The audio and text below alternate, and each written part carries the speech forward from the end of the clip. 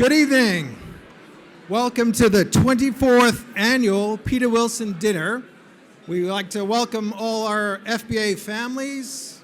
We'd like to welcome our signature fundraising guests and to this annual event.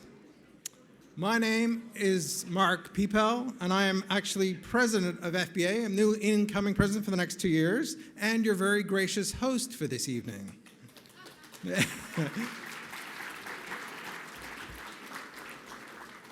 I'd like to personally thank everyone for making the effort to come to this event tonight, because obviously with the world that we live in, it's a little different. And the world we have here it's great to get out.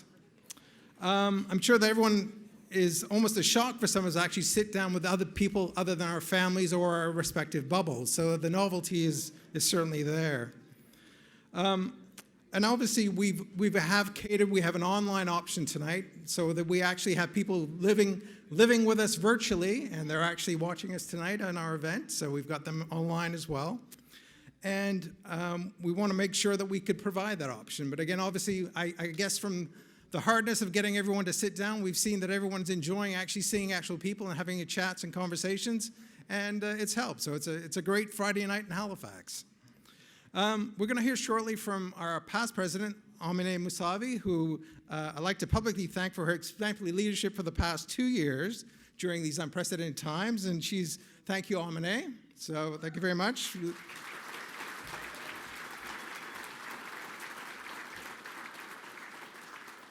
We've had a very long 20 months dealing with COVID and its related affairs. FBA has wrestled with holding this event and ensuring that it was provided in a safe manner, and I think we've done that tonight.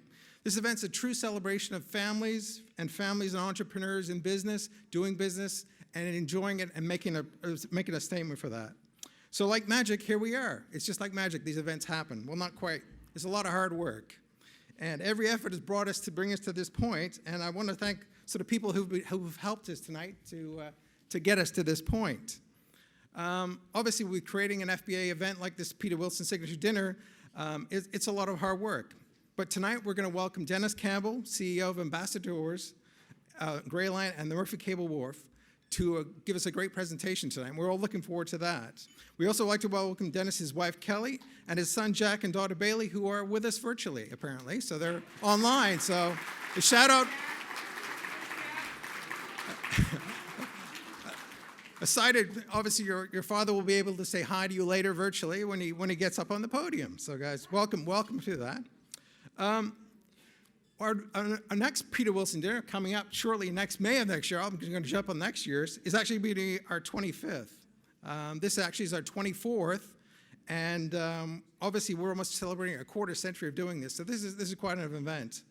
The late Peter Wilson, with Wilson Family Fuels Company, was one of the principal founders of Family Business Atlantic and is remembered and honored annually with this dinner. And it's important to recognize that fact. He gave forward to development and of family businesses in our region, and we want to recognize that fact for that reason. We have 30 members of the Wilson family joining us tonight, and we would like to thank them for their continued support of this signature event. We also want to acknowledge, too,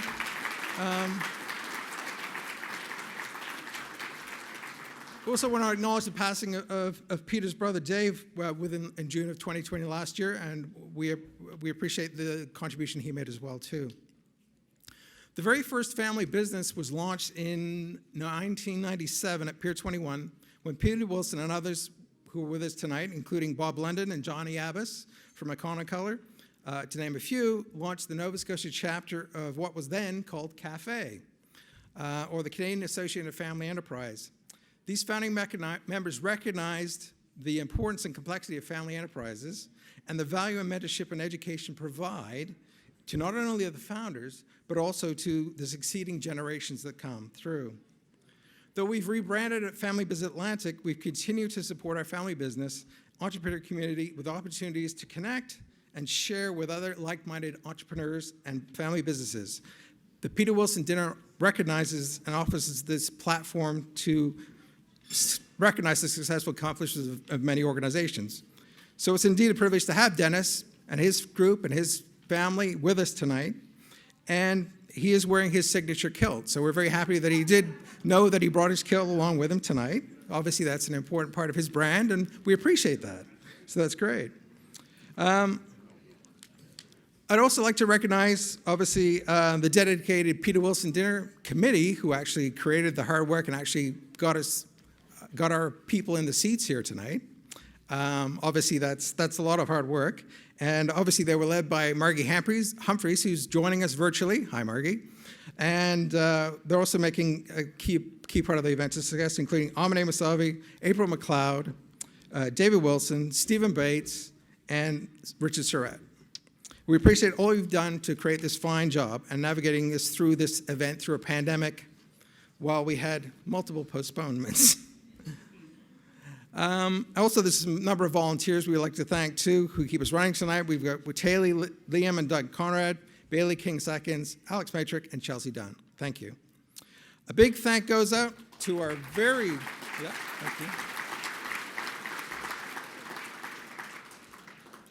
A big thank out goes to our very dedicated board of directors who actually get to work with me as the president, lucky them. And they're actually, a number of them are here tonight with us, and we appreciate their volunteer work to become board members and become part of FBA. Obviously, FBA is run by Michelle Levine. She's our executive director, and Jen Price, who's our membership coordinator. While many of you know a little bit about FBA, I'd like to just take a few moments to share one of our new promotional videos that we've created, and then we'll get into the dinner and productions. And after the video, the lovely Amine Musavi will come up to and present up to the board, and we'll up to the podium here, and we'll present an introduction and share her remarks with us. So with that, I'll launch into the video. Hopefully, hit the video, and we'll take it from there. Thank you. Family Business Association is a group of family business members get together with business professionals, and they discuss personal, confidential issues, and certainly end up networking a lot during the process. They're an amazing organization that keeps us in touch with all the other families in the Atlantic provinces, so we can tap into and support each other and be successful. Family Business Atlantic celebrates the success of family businesses, and it's also a great place where other family businesses can share their ideas and experiences. It's a very low-cost way of getting some pretty helpful and insightful advice for those who are in a family business situation and would like to learn from the experience as well.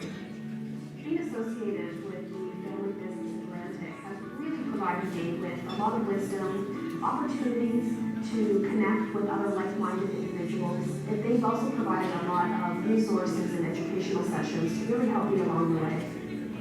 I was really impressed by the camaraderie of the family business owners, how they use their knowledge to share with other family businesses. Family Business Atlantic is just getting started. Helping in business, helping in family transitions.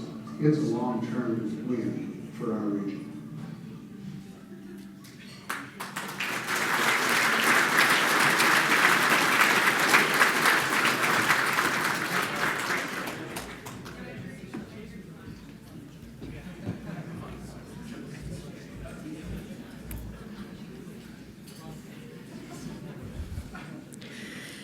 Good evening, everyone.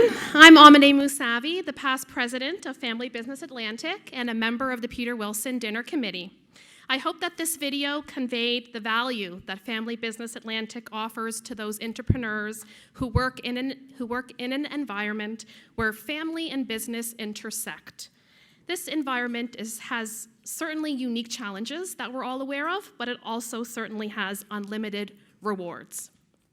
It is so wonderful to see our Family Business Atlantic community back together again in one room after so long.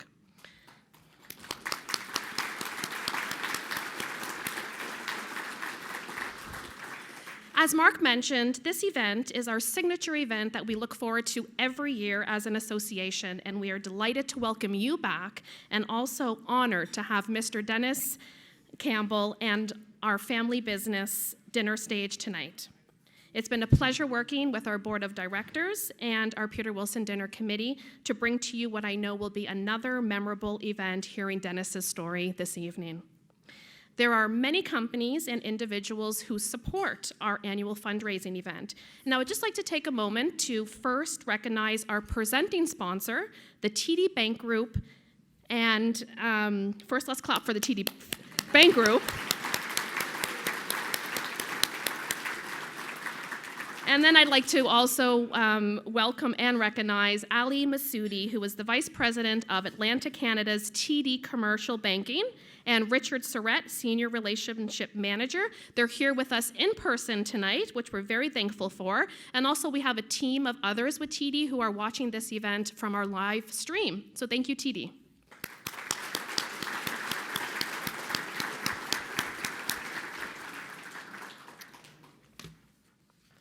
We've also had a very long and strong relationship with our reception sponsor, Grant Thornton, and we extend our heartfelt thanks and support to them once again this year. We would also like to thank our supporting sponsors. Many of their banners are around the room this evening, and many of these organizations are actually family businesses. And because tonight is a legacy dinner celebrating generations of family in business, we would like to recognize these families. We have the Wilson family from Wilson Fuels, the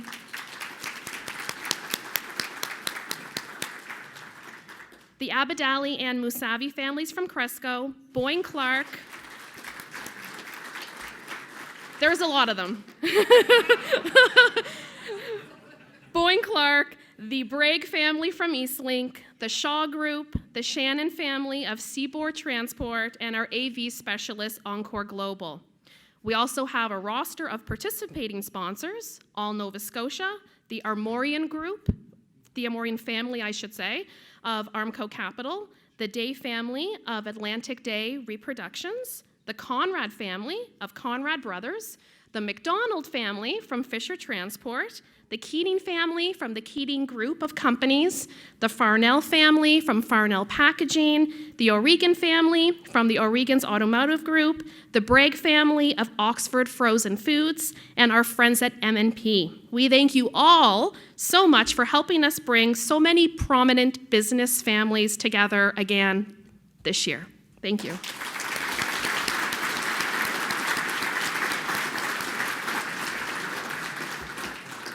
And on behalf of our Board of Directors of Family Business Atlantic, I just wanted to acknowledge all of the past presidents, many of whom are in the room with us tonight, and some of them are watching with us from our live stream. These past presidents, although they are no longer on the board, they continuously share their collective wisdom and provide our board and our membership with continued support and direction. So thank you for that. And lastly, this is a great time to extend our depth of gratitude to the families who have been on this stage, not this exact stage, but have been on the Peter Wilson Dinner family business stage in the past. I know many of our past speakers are with us in the room tonight, and many are watching online, so thank you for taking us along your journey each year. Thank you for sharing your expertise and your knowledge with us.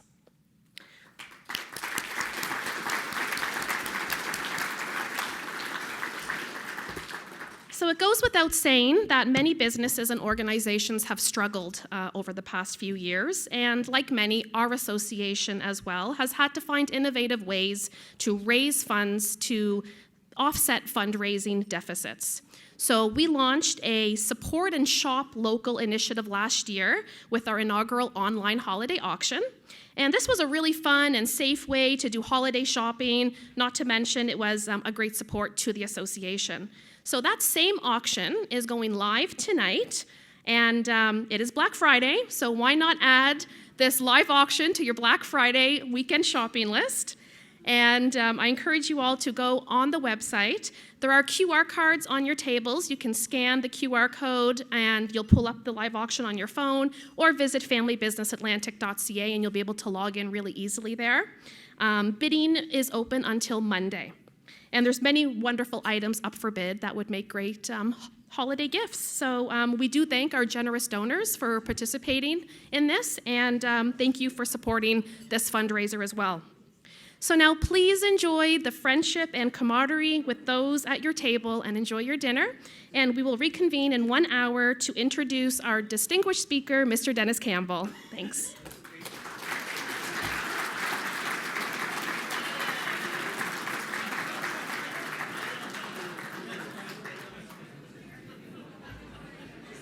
Let's roll. Let's continue. Sorry for the delay, but we're working through a slow dinner supper tonight, but we're all here. So it's my great pleasure to introduce our presenting sponsor, Mr. Ali Massoudi from TD Bank, who will be coming up to introduce Dennis's speech and get Dennis rolling. Ali has an interesting story, and I just want to relay it to the rest of the people to have an understanding who Ali actually is. I'm sure he will do that. Ali's family were forced to flee from Iran during the revolution in 1976. They initially moved to France and then lived in London, Montreal, before he attended Mount Allison University for his undergrad degree. This is where he became an honorary East Coaster. He's very proud of his East Coast roots now, and it's where he met his wife, Jody, who is actually from Moncton. He obtained his MBA from UWM and is fluent in 3 languages, including English, French, and Farsi. He's an outdoor sports enthusiast and spends much of his time working on community development and economic development boards, and is very passionate about that particular subject of empowering new organizations and growth. He believes in relationship as a base business, and obviously he's here representing TD Bank, so if you have any banking needs, TD is the one to talk to, and talk to Ali. He'll certainly fix you up, hopefully. He's more than 20 years banking experience and 18 years commercial bank. After several years, he has been branch manager and basically he's now progressed to become with a bank a commercial business, leading commercial business in East, and he is now vice president for Atlantic here in Halifax. Let's introduce Ali. Come up to the stage, Ali, and introduce our guest speaker.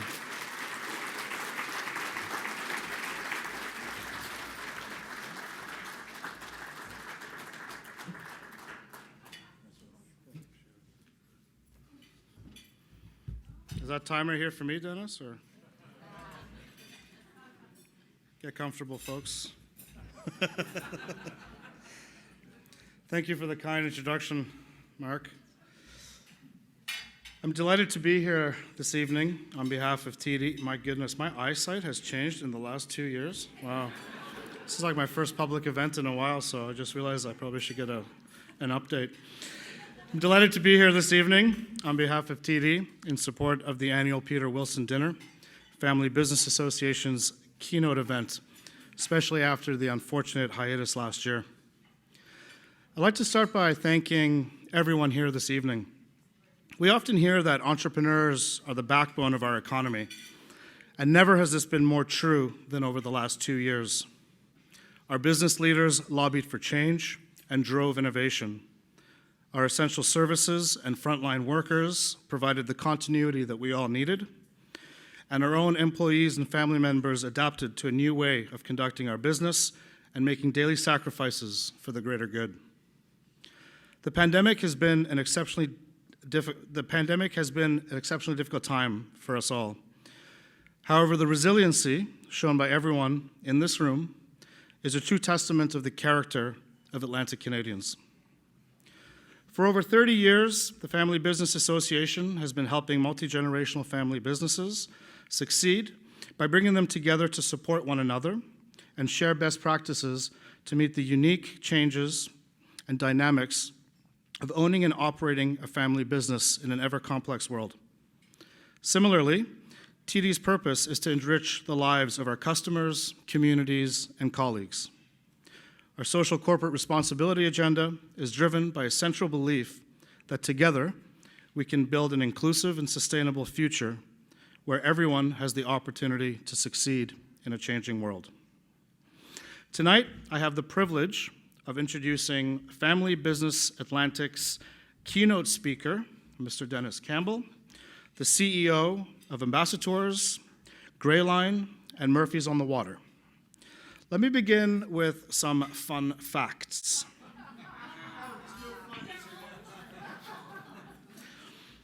I had to keep this fairly tame, so they may not be that fun. Dennis is one of Atlantic Business Magazine's youngest top 50 CEO Hall of Famers. All his friends with whom I spoke confirm that Kelly is definitely his better half. He said that one of his biggest regrets was not finishing his business degree before he started Ambassatours, although I think he's done pretty well for himself. And not to throw him under the bus, I'm sure you've heard that a few times, but he himself claims that he has no secret discernible talents, except, of course, for his unnatural affection for jubes, on which he says he could write a book. Dennis began his career at the age of 7, when one of his older sisters took him on a bus tour she was guiding. He got the bug and began tour guiding at 15, started a tour company at 16, a publishing company at 19, a bus company at 21. Dennis's tenacity with contacting the major cruise line executives in the early years has positioned the company today as the largest cruise ship shore excursion operator in Atlantic Canada, working with all the major cruise lines operating in all 4 Canadian provinces, Atlantic Canadian provinces. Ambassatours acquired, please.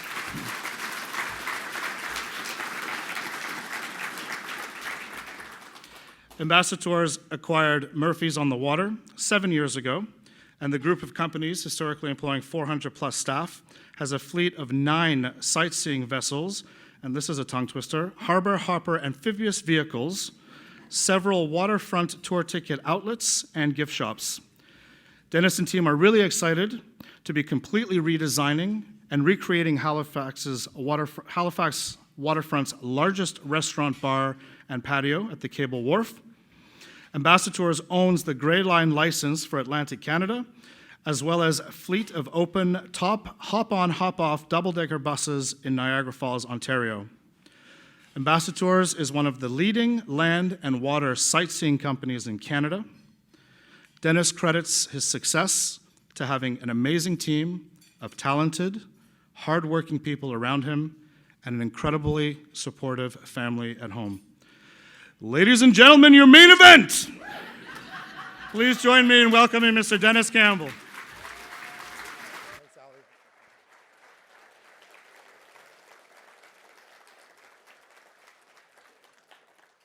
Turn your microphone on. I can see you, I can't hear you. You're on mute. Click the button on the lower left corner of the screen. Hold on, I'll text you. Whoa, wait a second. Ladies and gentlemen, we're not on Zoom. No, after 2 years, we're back. We're back.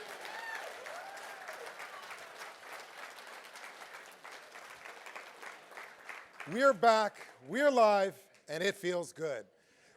Now, ladies and gentlemen, I have to tell you, TED Talks has never asked me to speak, so this evening I give you Den Talks. Ladies and gentlemen, this is a true honor for me. It's a life honor for me to be asked to speak here tonight, especially when I think of all the other incredible speakers that have gone before me. I'm truly humbled. And you know, I didn't have the honor of knowing Peter Wilson. So I did a little research, and wow, what an amazing Nova Scotian, what an amazing Canadian, and what a wonderful legacy this family business association is, that he was one of the key people to start. Now, while I didn't know Peter Wilson, I do have the distinct honor of calling several of the Wilson family my good friends. And I hope that they'll still call me friends after my speech tonight. So, Wilson family, I hope I don't disappoint. Ladies and gentlemen, I'm going to take you on a little tour tonight. I'm going to take you on a little tour from our beginning and the journey along the way, some of the life lessons that we've learned, because we've learned lots of lessons from lots of mistakes. And I'm going to try to tie in a little bit about how families played such an important role along the way. Now, folks, I learned at a very young age one of life's most important lessons, and that is that little old ladies have a lot of money.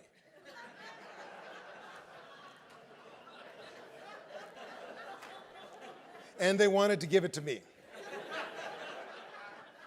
But you know what, folks? I'm so fortunate to be the youngest in a family of 9. Mom, dad, 7 kids, and all of my family were so supportive along the way in different ways. And I'm very proud to tell you that one of my sister Sheila, is here tonight. Sheila was, yes, exactly. Sheila was like another mother to me. In fact, all 3 of my sisters were like 3 other mothers. So how lucky am I to have had 4 great mothers? And you know, when I started the business, I had no money. And so I like to think of my brothers and sisters as my early pool of lenders. And so when I needed some money, I looked to my brother Dave in California. Now, Dave had an airplane, and he lived in California. So I figured, well, Dave must have some bucks. So I asked Dave if he'd lend me $3,000. He said no. He said, however, Dennis, I will lend you as much money as you can save. So you save as much as you want, you call me up, and I'll send you the money. So I worked for a summer, saved about $3,000, called him up, he sent me $3,000, and I went out and I bought some kilts, and I bought some postcards. Now, postcards is what I thought might be the way to get business.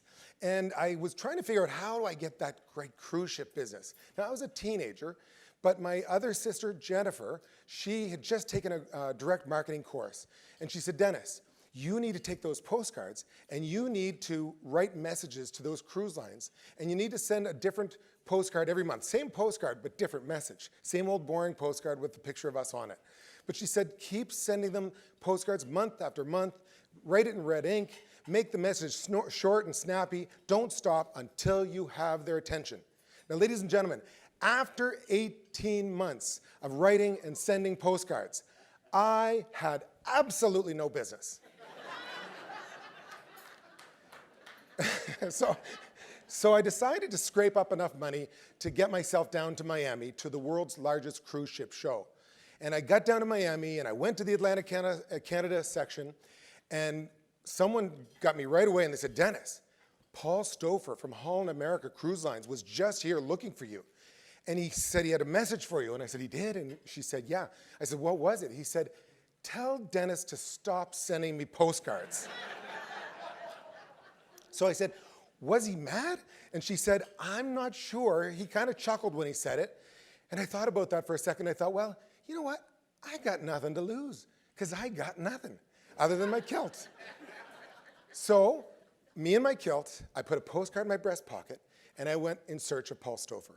Well, I found him at the other end of the trade show floor, and when I found Paul, he was standing in a circle with a bunch of other cruise executives, and I managed to make my way into the circle. Now, Paul and I had never met, but Paul had been getting my postcards.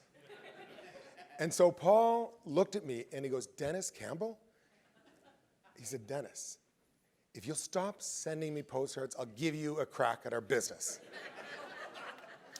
Then he went on to say to the crowd, he said, folks, I've never met Dennis, but Dennis is well known in our office. He said, Dennis, you really got our attention when you sent a postcard one month that said, Dear Paul, I'm not going to stop sending you postcards until I have your business. He said, we thought you were pretty bold, and we couldn't wait to see what you would say next month. The problem was you never said anything more exciting than that. But he said, kilted guides, bagpipers, Highland dancers, we felt it was worth giving you a try to see if you're any good. Well, folks, in that circle, I kid you not, was senior executives from Carnival Cruise Lines, Cunard Cruise Lines, and Renaissance Cruise Lines. They all started shaking their heads saying, yeah, we've been getting your postcards too. And I'm not making this up when I tell you that they all said, you know what, we like the idea of kilted tour guides, bagpipers, and Highland dancers in New Scotland, so we'll give you a try too. We'll see if you're any good. Ladies and gentlemen, I went to that conference without any cruise ship business. I walked away from that conference with almost 60% of the cruise ship market coming to Halifax.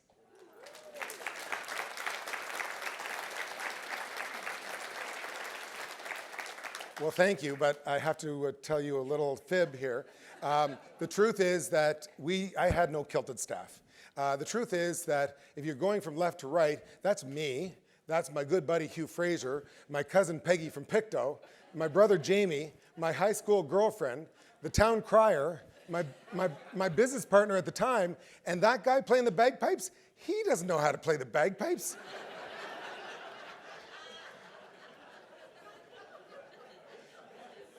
You can tell because he's holding the bagpipes backwards. Now, folks, speaking about family, I have to tell you, I'm so honored that my in-laws, Stephen Marg Connolly and Shane Connolly, my brother-in-law, they came over from Charlottetown to be here tonight. And yeah, thank you. And I can't leave out my sister-in-law, Tracy Connolly. She lives here in Halifax. And of course, my lovely bride of 25 years, Kelly. But folks, truly, I'm not just saying this because they're here, but I won the in-laws lottery. I'm telling you I did. I did because I have the really, truly wonderful in-laws that have been so supportive. You know, and I didn't just have one family support me and help the business along the way. I had 3 families. I had my family that I grew up with. I had my in-laws, and of course, my immediate family with my wife, Kelly, and 2 kids, Bailey and Jack. But how fun can family be? Well, let me tell you, this summer, Steve and Marg had a pool party at their home in Charlottetown, and it was a very festive time. During the festivities, my daughter Bailey said to me, "Dad, why don't you go dress up like Queen Elizabeth and show everyone how you look like Queen Elizabeth?" And I said, "Okay." I said, I'll do it, provided that Steve, my father-in-law, dresses up in his Hawaiian kilt, because it was a Hawaiian pool party. Well, folks, it's not very pretty, but here it is. Now, do you see the likeness to Her Majesty Queen Elizabeth? No? Okay, well, how about now? Okay, how about now? There we go. There we go. I don't know, but to me, I think we look like sisters. Well, folks, how excited do you think that this, by the way, was sent by my daughter's best friend, Laura, who's here tonight. And Laura, when she sent it around, she said, Bailey and Jack's dad is a twin of Queen Elizabeth. It went viral. It went viral. And you can imagine how excited these kids were a few weeks later when I sent them a message back saying, "You're never going to believe this. I've made the big time. I've actually made the front cover of People magazine."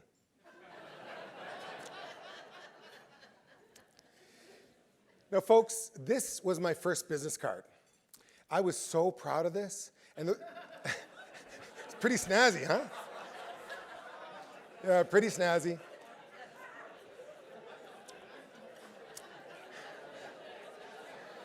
You people can read. You people can read. Well, you know, the problem was I'm not very good at detail. Those who know me know that. And so I didn't take a lot of time to come up with a really good slogan. And, you know, I thought, you know, well, just so you know, an escort, a tour escort, is a multi-day tour guide. And I had no idea there was any other kind of escort. You're not going to believe this. There's a whole nother type of escort out there. Well, the problem with this is that I was so excited about my new business cards that I wanted to get some business, so I decided, well, at that time, the Yellow Pages was where it was at.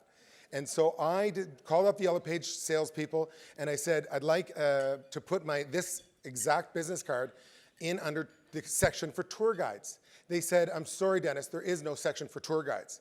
I said, "Okay, well then can I put it under escorts?"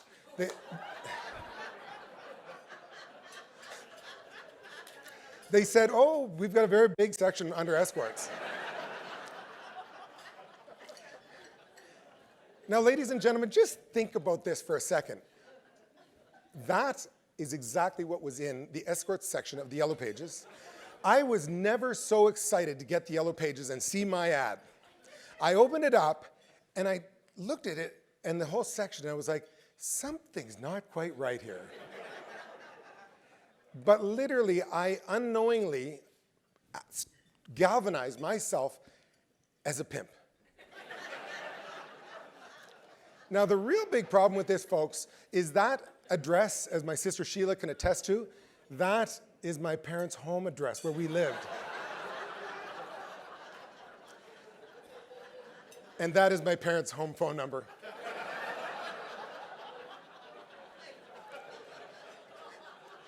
Yeah, I learned the hard way. One of these things is not like the other.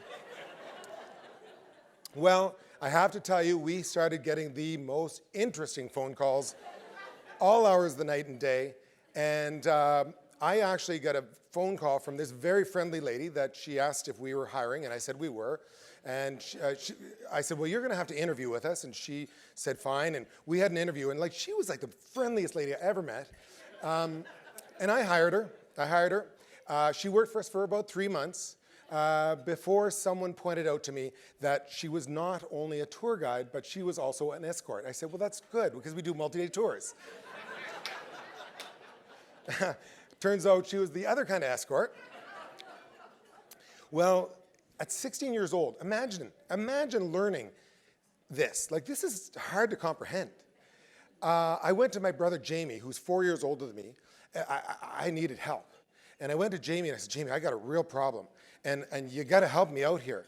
And he said, what's the problem? And I told him. And he said, oh my God, Dennis, this is wonderful. Jamie was 4 years old. He was 20 years old. And he said, Dennis, he said, think about this for a second. He said, you've got to be the world's only kilted pimp.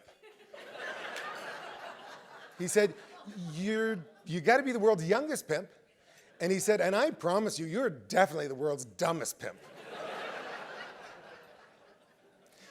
Well, you know what, folks? I realized that I needed some help because I made lots of mistakes along the way. In fact, not only did I make mistakes in the Yellow Pages, I made lots of mistakes in finance. I had really no idea about how finance worked, and I borrowed money from just about everybody that would lend me money and then some, and I was having trouble paying them back. And I started using credit cards to pay credit cards, and they were all maxed out. And there I was literally realizing, oh my God, in the middle of winter, realizing, oh my God, I'm 10 days away from going out of business. Because in 10 days from now, I cannot make payroll. Now, I wasn't short that much money, but still, there it was. I had nowhere to go. And then, all of a sudden, I saw a sign that changed my life. The sign, when I was standing there in Canadian Tire, said, use your Canadian Tire card for your cash advance. Wow, I was back in business. I had a completely clean Canadian Tire card with $3,000 credit limit on it.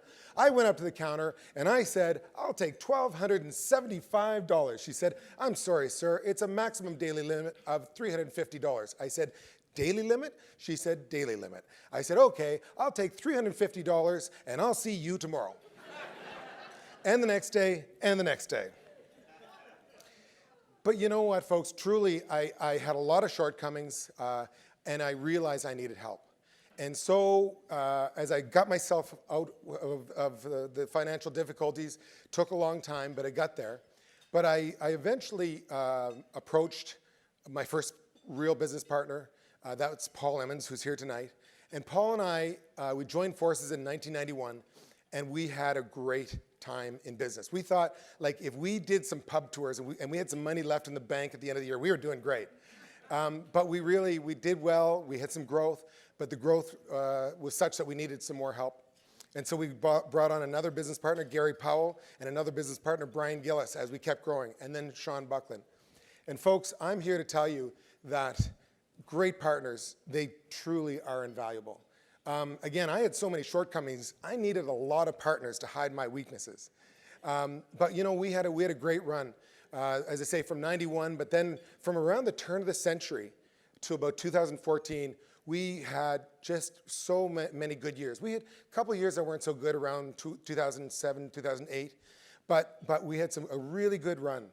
And I'm so fortunate along the way to have had not only great business partners, but so many great advisors, mentors, and investors.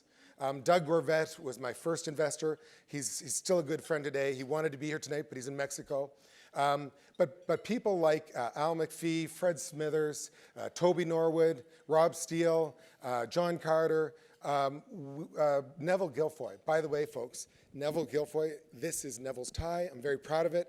My wife Kelly told me that I couldn't wear this tie because she said it doesn't match. I said, wait a second, a fellow likes to mix and match now and again. But I said also, this is my favorite tie because Neville was truly a great mentor of mine and probably the greatest cheerleader of Atlantic Canada ever. So, Anne, thank you for that.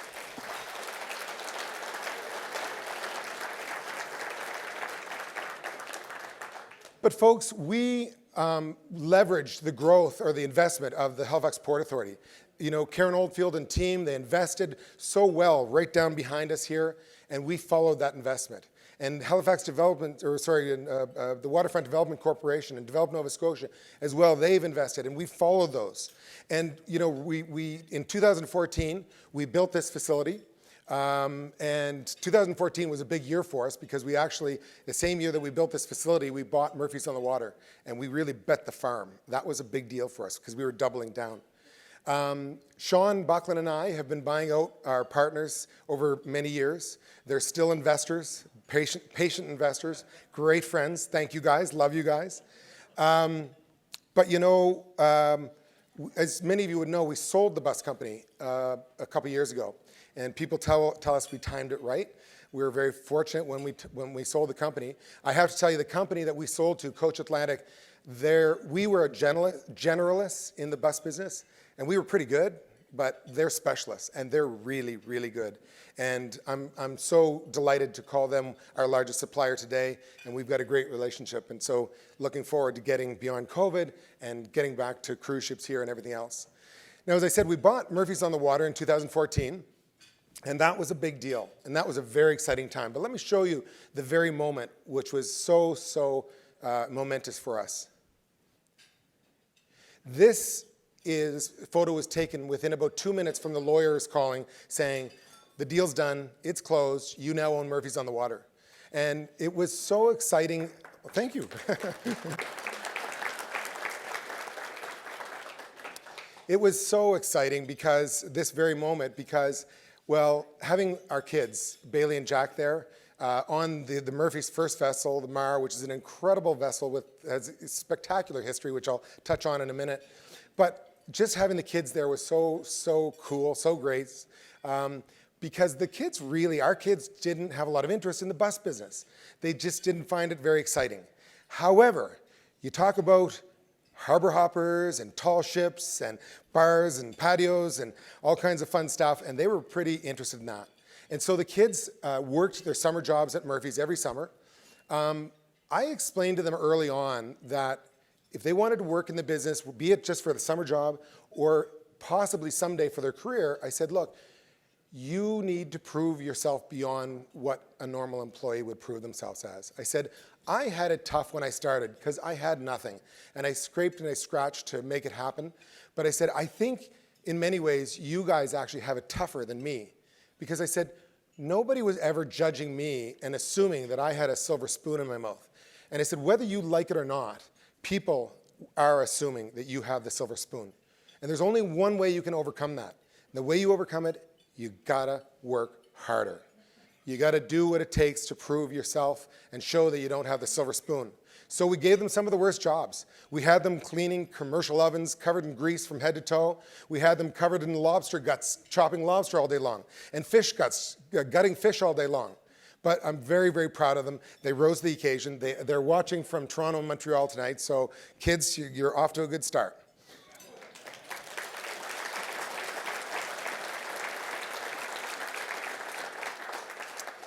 Now, I'll tell you this, we've had many conversations about them coming into the family business as their career, and I've said to them, kids, I'd love to have you come into the family business, but if you experience pressure from your mother or I about coming into the family business, then you are not understanding us, because we want you to do what you love. We don't want you to feel the pressure.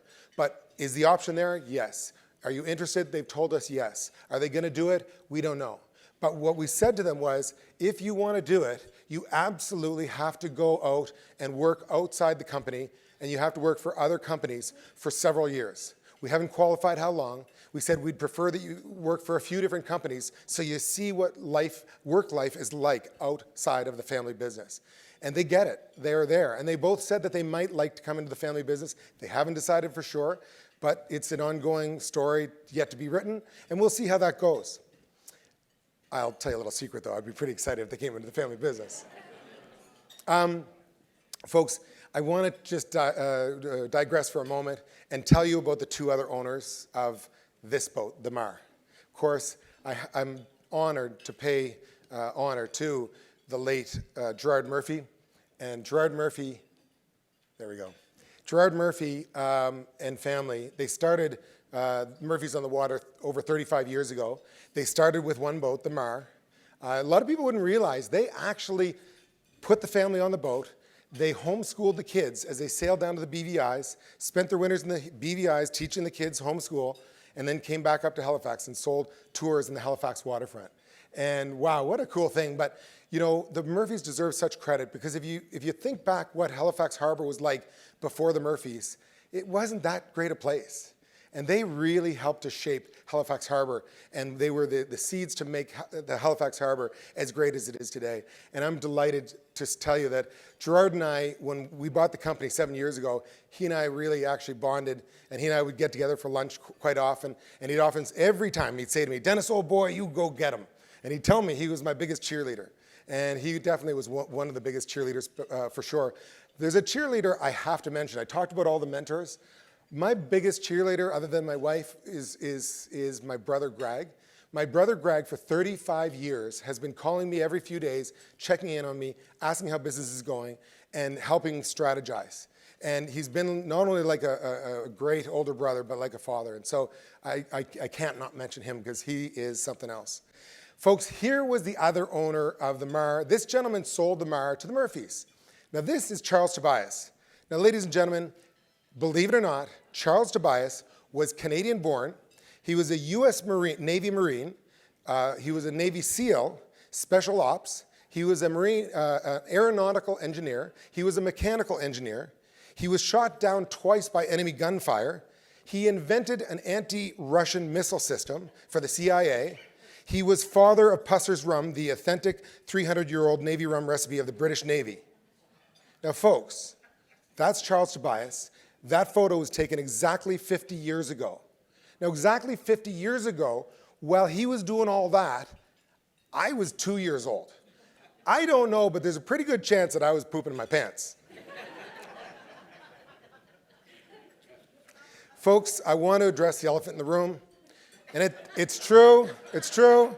I am the jerk that took Theodore from your children and made them cry.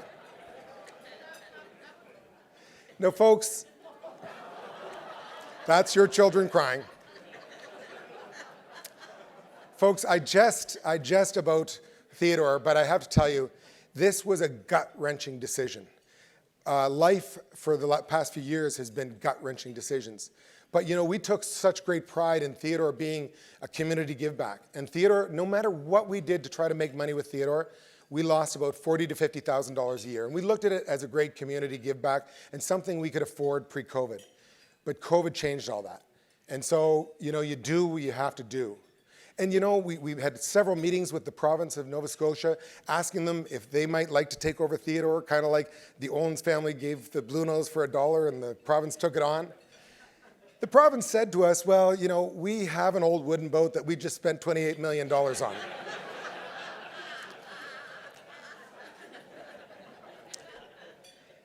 So, you know, so Theodore is actually half the size of the Blue Nose, so call it 14 million, give or take.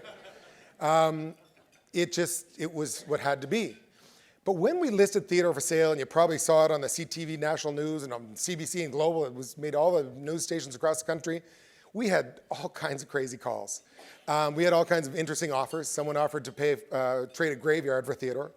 But we had when we had the call from Blair McKeel, the new owner of Theodore, I knew we had the right buyer.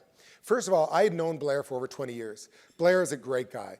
Blair's family started their business in Pugwash, Nova Scotia, and they built it up through the Great Lakes to become the largest tugboat company in the country. Now, Theodore is not actually a tugboat. Theodore is a TV set for the TV show. He's a prop. He's actually technically underneath, he's really like a fishing boat is what he is. But Blair wanted Theodore for altruistic purposes and promotional purposes. But he said to me, Dennis, here's what I want to do with Theodore. I want to use him completely altruistically, and I want to have him promote 3 things. 1, I want Theodore to go from port to port throughout the Great Lakes in Atlantic Canada for the next 5 years, promoting clean water initiatives. I want him to promote marine careers for youth, and I want, yeah, good stuff, yeah. And I want him to promote Halifax, Harbour, and Nova Scotia, because Halifax is such a cool place.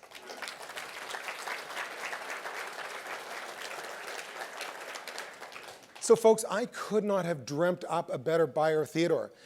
Blair has actually hired a full-time marketing manager, and I don't know if you've noticed, but Theodore is getting way more media today, and ever since we sold him, than he ever got since the TV show ran. The national media, coverage all the time in the media, and it's so wonderful, and promoting these initiatives. And Blair has told me he's actually going to spend a lot of money in the next 5 years to promote these initiatives, and he's also promised me that Theodore will become a regular visitor back to Nova Scotia. So that's pretty cool.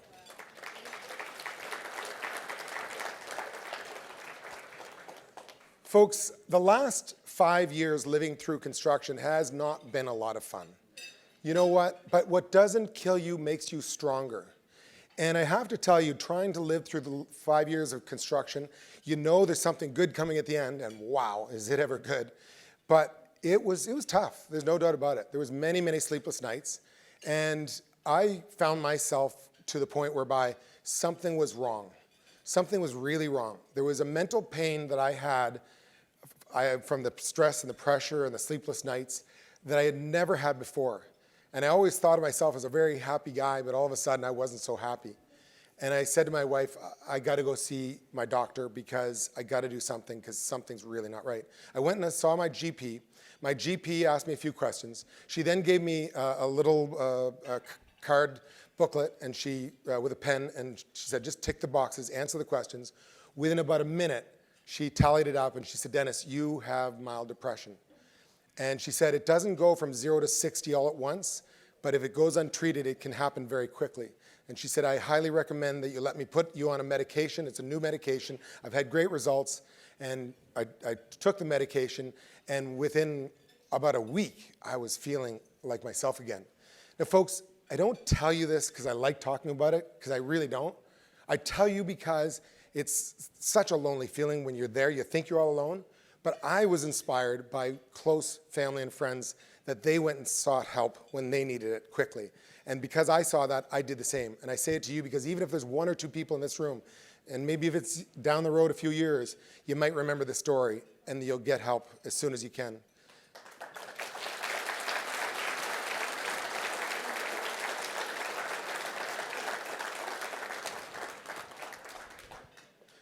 So I can't tell you how excited we are about Queen's Mark opening. Ladies and gentlemen, it doesn't get much better than that. This is truly world class. And whether you realize it or not, Scott McCrae has given a complete gift to our city, to our waterfront, to our province. Queen's Mark, our next door neighbor, it's not a building.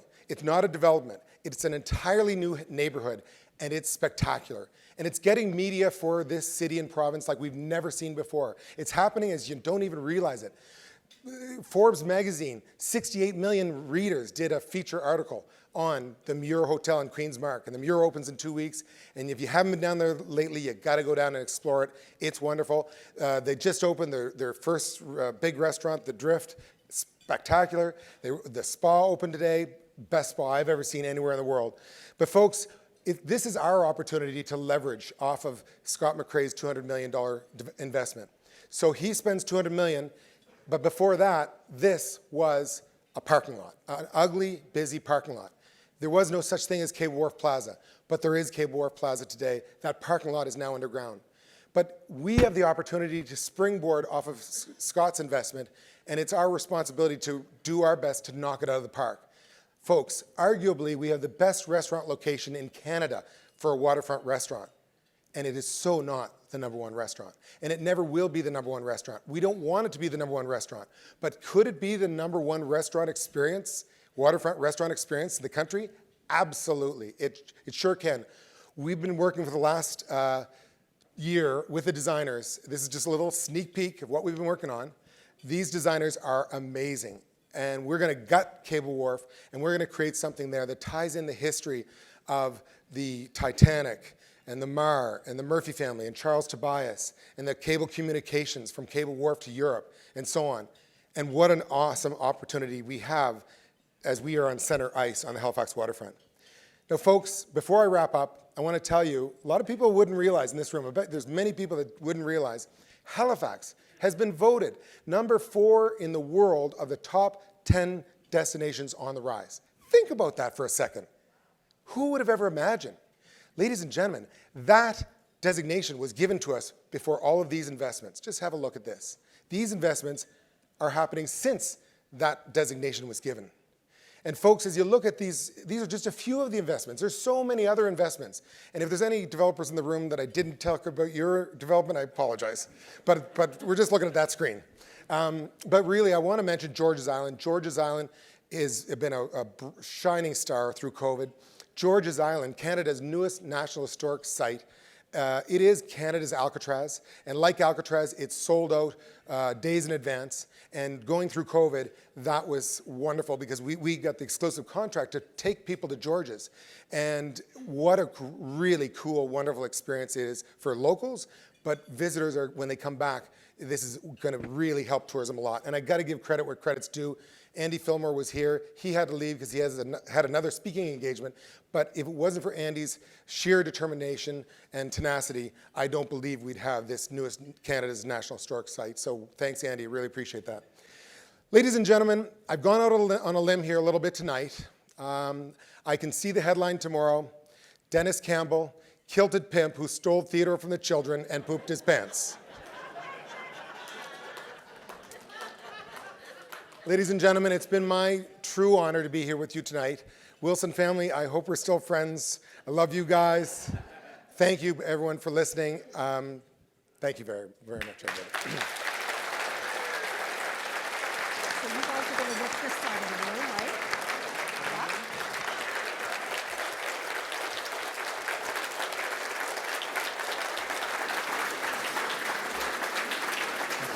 Thank you.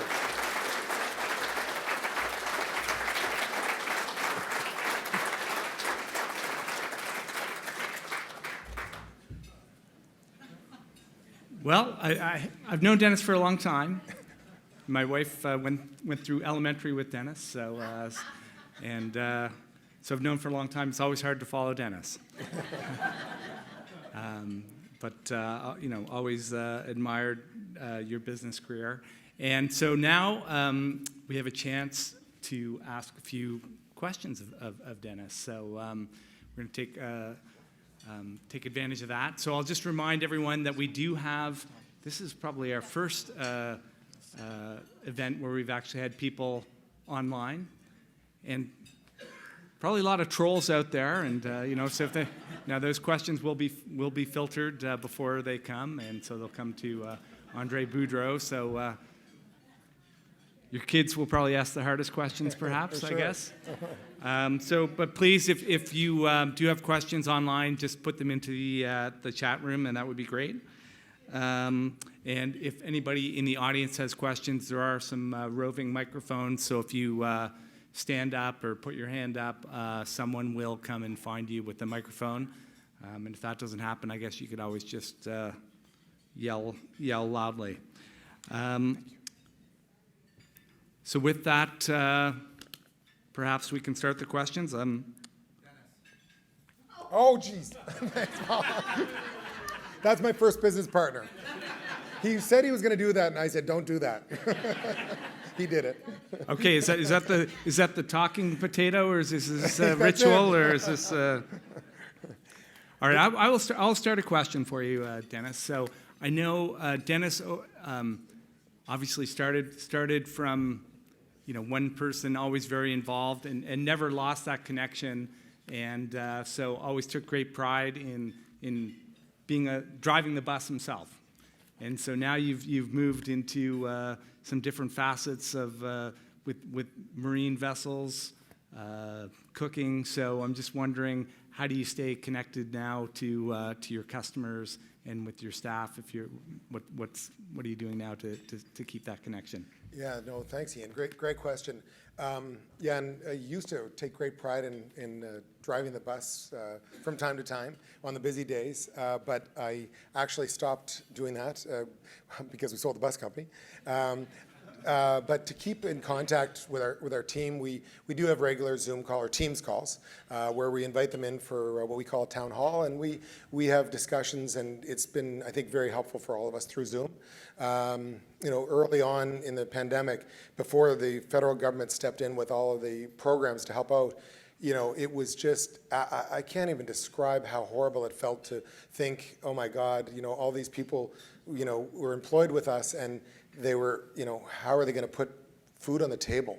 And so we actually reached out to Stanfield's and to BD Stevens and Sobeys, and we said, hey, you guys might need people. We got people, good people. And I'm pleased to say that many of them got hired, but then of course, the good government programs came out and really stepped up and made a difference. But, just the communications along the way were very, I think, comforting to me, and I hope and I believe they're comforting to them too. And so we don't do it as regularly as we did it early on, but we're still doing it from time to time. And what I'm really pleased at is in talking to them, we expected to lose a lot of staff that said would not want to come back to the tourism and hospitality business, but to my pleasant surprise, we have very little attrition.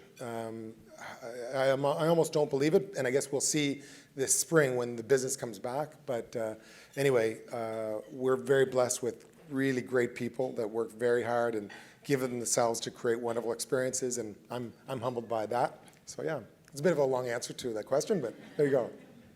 Okay, awesome. I see a hand over here, so, and a microphone. Great story. Kim Conrad here from Dartmouth, the other side of the harbor. I'm just wondering, with your business as you grew, you had board members or shareholders and board members. At what point, or have you ever, how did you make a transition to have board members or outside of the shareholders or members? How did you do that? And did it work very well at first? Yeah, no, thanks, great question. It's worked very, very well for us. Years ago, we actually had a board of directors, and I attended a seminar in Toronto that was about boards and governance and so on, and came to realize that a company of our size at the time, we didn't really need a board of directors. We could do quite well with an advisory board, so we made the switch to advisory board, which was a lot less liability for the directors. It was a lot more cost effective for like the D&O insurance and all that. And our advisory board has been just incredible over the years. I mentioned Dennis Ryan, Gary Armstrong. We've had so many good, my brothers, Dave and Greg, of course, my partners. We've been so blessed to have a great advisory board that has sort of kept me out of the ditches, because if left alone, I would definitely be in the ditches. And also, I want to talk about advisory boards. One of the best advisory boards of all for me has been my YPO Forum. My YPO Forum consists, there's 8 of us. Thane Stevens is here tonight. He's one of my YPO Forum mates. And I call myself the problem child, because those guys have all made it. But they really care and they give great advice. So I have got about as much advisory input as you could ever imagine between my own advisory board, my family's, and my YPO Forum. And I value it all. Oh, sorry, Andre, you've got an online question? I do. Dennis, Andre Boudreau here. Dennis, absolutely wonderful speech, very insightful. Thank you very, very much for doing that. And by the way, folks, Dennis has been on 2 different occasions. He's been on FBA's webinars at the beginning of the pandemic with John Stanfield, like right at the beginning. I remember that discussion, and this is where the question's heading. Think about this. The cruise, he already said he's the largest cruise operator. Well, guess what? When was the last time a cruise visited Halifax or Atlantic Canada? How many times have you gone on a boat? You were not allowed to go on a boat because of lockdowns. So the question's very easy. How did you survive the last 20 months? Great question. Wow. Yeah. Yeah, that's there's no silver bullet answer. I mean, it was a combination of wonderful family support, friends support. Ladies and gentlemen, we live in the best city, in the best province, in the best country in the world. Really. So I'm on the Grey Line Board of Directors, which is an international board, and through COVID, the chairman would ask what's going on around, in your country. And, he said to me twice, to all the other worldwide members, he said, Dennis, if you don't live in the best country in the world, you live in one of the very best countries of the world. Because I explained to him what our federal government and our provincial government did. And while we all won't agree, it was not perfect by any stretch, but my God, wow, did our governments ever step up and make sure that there wasn't many business failures. And our company was very fortunate to be a recipient of a provincial loan guarantee program that was controversial. But I mean, it's my life's mission now to make Nova Scotians proud and to make sure that we deliver and we make it happen. We make Halifax and Nova Scotia cooler. But it was through the support of family and friends and advisors and our government, quite frankly.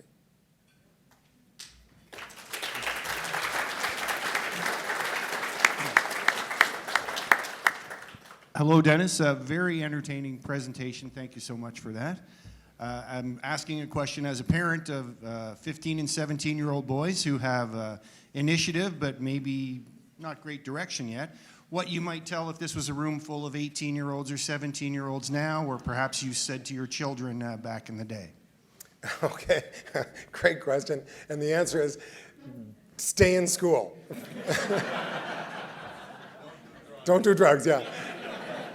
No, but really, truly, people say to me, you didn't need to finish your business degree. Well, let me tell you, I wish I had. I really wish I had, because in my early years, I was literally financially illiterate, and I was going blind.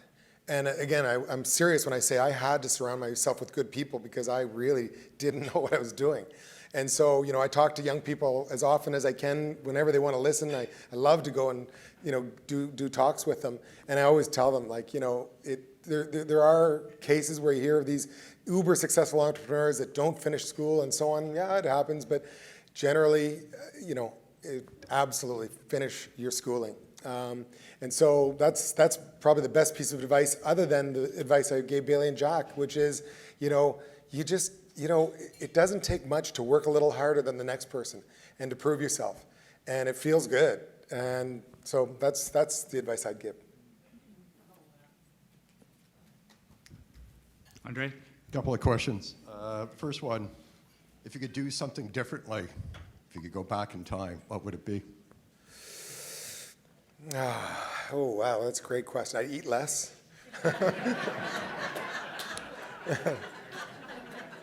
Exercise more. Well, okay, so, I would absolutely have gotten more education in finance in particular, because I'm convinced that had I done that, the company would have been far more successful far sooner. The other thing I would have done is I would have paid a lot more money to hire the right talent sooner. I have to tell you, I have 2 of the top guys you could ever ask for in my president, Colin Prentice, and my VP Finance, Dave Flair. These guys, they are pros. And having them through COVID, I'm telling you, I had a lot less sleepless nights than I would have if I didn't have them. And, I always, in the earlier years, I always said, I can't afford to pay more. Well, it's false economy, and I've learned the hard way. And so, now I know the value of, paying for good talent and making sure you keep good talent and treat them well. And so, yeah, I would definitely do that differently, for sure. Thank you. And the second question is, I think it's from Margie, actually. Enjoy your presentation. So it's a question, do you think of your business as a family business, with a question mark, and how do you see the business unfolding down the road? I like it. Okay, so yes, it's without a doubt a family business because there's, all my three families have been so supportive along the way. The fact the kids have worked in the business, the fact that the kids are thinking very seriously that they'd like to come into the business and make it their careers, which again, like if they don't, that's okay, but if they do, right on. I'd be very excited by that. For the future, what do I see? I guess I talked about reinventing Cable Wharf and the opportunity that's been presented upon us, and how fortunate are we to have that opportunity. And so that's cool. But beyond that, the future for the business, when we sold the bus company, the sale of the bus company, we saw an opportunity to really raise some growth capital. And I was very excited because we had really cool plans to use that growth capital to upgrade our vessels, our marine fleet, to expand our harbor hoppers, and to do what we're doing at Cable Wharf. COVID took all that away. Are we still going to do all that stuff? Yep, we're doing it for sure. We're right now working on getting a faster vessel for Halifax Harbor because this harbor is so massive. When you think of McNabb's Island or East Fisherman's Cove right down to Bedford and everything in between, we need to connect this harbor faster. We need nicer vessels, so we're going to do that. We're also looking at electric vessels and actually a solar-powered vessel that will take people to George's Island, between George's Island and Cable Wharf. So these are the things we're working on for the future, but we don't have all the growth capital to do it. But I'll say this, we've been making really good progress, and we're getting there, and we will get the growth capital to make these things happen. And it won't happen overnight, but we'll get there, and we've got such an exciting opportunity for the future when you think of where we live and what we have. Like, it's just getting better and better. This is Halifax's time. This is Nova Scotia's time. So for us as a company to leverage that, wow, we're very fortunate to be here to do that. All right, well, maybe we'll just take, one more question from the floor. Sorry. after. Sorry. Actually, it's from me. Being on Halifax Port Authority Board, I just want to get your perspective. So we have 164 bookings. These are new cruise ships coming into Halifax for 2022. Do you think they're going to be full? Do you think all 164 will come? What's, from your perspective, Dennis, is the cruise ship going to return in 2022? Is it 2023? Or maybe even 2024? This is your business. Hang on, let me get my silver ball out, my crystal ball. The crystal ball's been a little foggy lately, but it is a great question, and to answer it, we read every day what the analysts are saying, what the cruise lines are saying, and as hard as it's been, the future does look pretty bright. A lot of people in this room may not realize that right now we're back at over 90% of our highest cruise ship bookings ever into Halifax. And it's the same for Charlottetown and Sydney and all the other ports in Atlantic Canada. It's in that range. And there's more bookings coming in every week or two. There's more bookings. The cruise lines are telling us that, like right now, they're at 70% capacity, and in another month and a half, they'll be at 80% capacity. This is what they're limiting it to. But they tell us by May, they will be at 100% capacity. And that's very exciting. The analysts and the cruise lines are also telling us that starting in around March 22, for the next 2 years, all the cruise lines in the world are pretty much sold out. Like literally, I don't know if you've looked at the pricing. You can get a good deal from now to March, but after March, you're looking at many thousands of dollars more. And I believe that's going to spill into the years after the next 2 years, because what a lot of people don't realize as well is the cruise has been in a heyday like never before, and so the amount of cruise ships, Class A cruise ships that have been in production is mind-boggling. And so the cruise ships, the 90% of ships that are coming here, that's 90% of arrivals. The ships are much bigger because the lines got rid of a lot of their old, inefficient, smaller ships. So, we as an operator, we have to find ways to make sure that we spread the people out, and so there isn't so much congestion. And we've come up with some really cool things. George's Island is one of those, but McNabb's Island is another one. And we hope that someday the cruise terminals will be over at Alderney. And what that would do for economic development for the Eastern Shore and for the Annapolis Valley, that would be a game changer for those parts of the province, because it's 40 minutes longer to go from the south end of Halifax to Alderney, like when you go 20 minutes each way, or longer. So then Alderney, you go to the Eastern Shore or the Annapolis Valley, you now can do Wolfville twice a day. You can turn that bus around twice, changes the economics, changes the economic input into those communities, and it's exciting.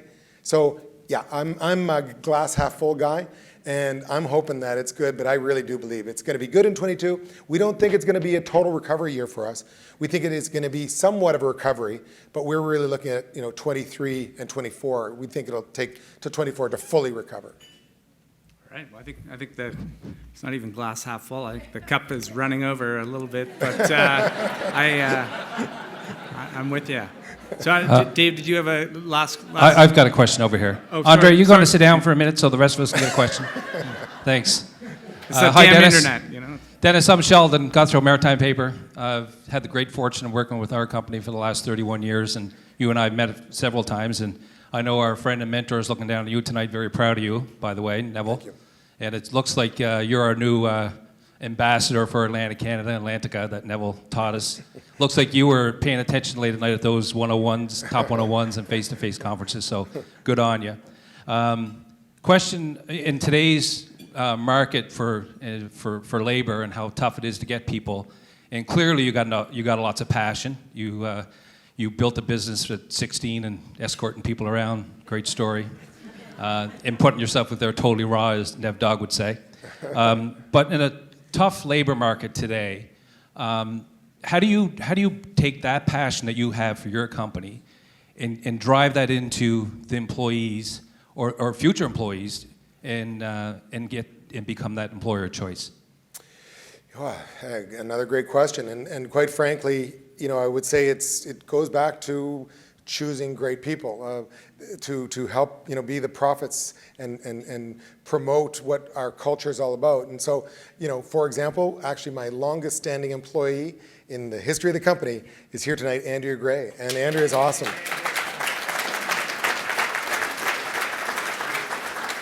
And Andrea does many, many things better than I ever did, and she is part of, projecting that culture into our people when we hire our summer staff. And, we have a bit of an advantage too. I'll tell you, it's just a fact. When you own a place that has harbor hoppers and tall ships and waterfront bar, restaurant, patio, I'm telling you, the summer students, they do like to work at Murphy's. And there's lots of, we have lots of staff parties on the boats for them. We value them, we take good care of them, and it pays off. And it might sound cliche, but it's true that, when you get good people, you get more good people. It just attracts more good people. So, it's so fun to watch it unfold and to watch it blossom. Are we going to have challenges next spring getting staff? For sure we are, but I feel pretty good that we're going to overcome it. And we're working on it now, and time will tell, but to be continued.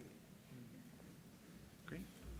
All right, well, maybe we'll just give Dennis a break and and cut it off there. And thank you very much, Dennis. It was, as always, very, very entertaining.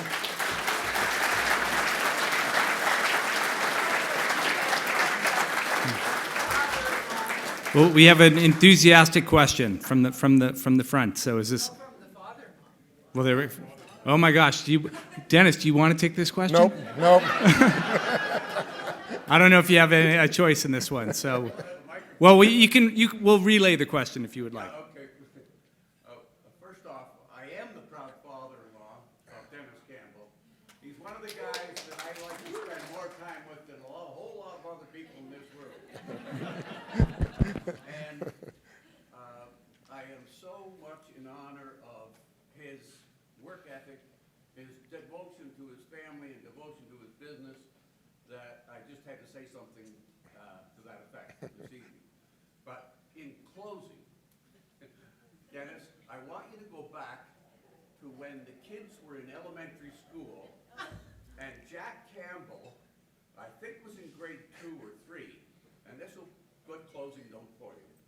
when the teacher asked Jack, what kind of work does your parents do? Can you relate to that question for us? Yeah. Jack said, my mother sells drugs and my father's a bus driver.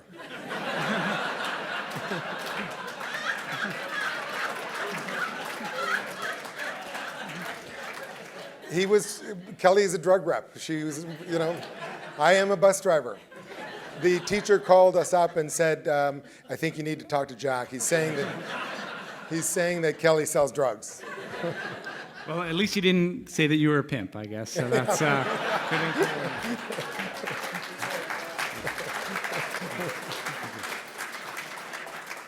okay. Well, as a small token of thanks.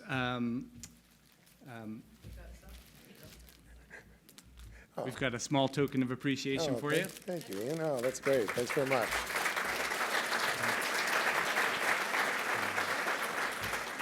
And I know you're deeply connected to the community, and Family Business Atlantic will also be making a donation to the Parkinson's Society of Nova Scotia in your honor. Thank you. So, as well as offering up a membership for the coming year in Family Business Atlantic, so hopefully you'll be able to take advantage of that with the whole family. And with that, we'll excuse ourselves from the stage and call Mark back up to the stage for a few closing remarks. Excellent. Thanks, Dennis. And thank you very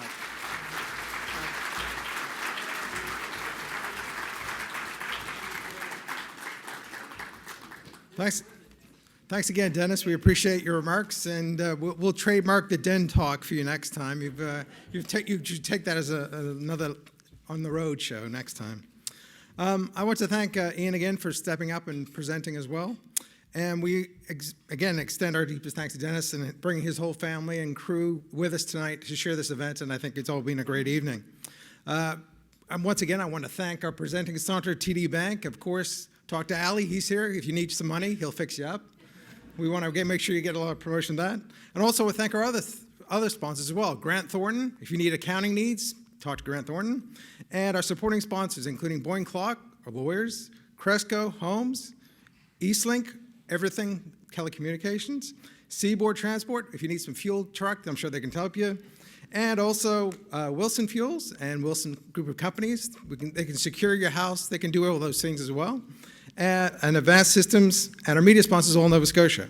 So we want to thank them for all participating, and that's another part of the show that we want to make sure that we represent and thank them for their sponsorship. We also want to thank Brad Selig and his Advanced Systems, the media crew, and as well the staff here at the Westin, and we've really enjoyed the evening here tonight. Hopefully we've gone a little bit over tonight, but hopefully we've had some good content and you've enjoyed that for that. I also want to thank Michelle Levine, our Executive Director of FBA, and also Jen Price. Yeah.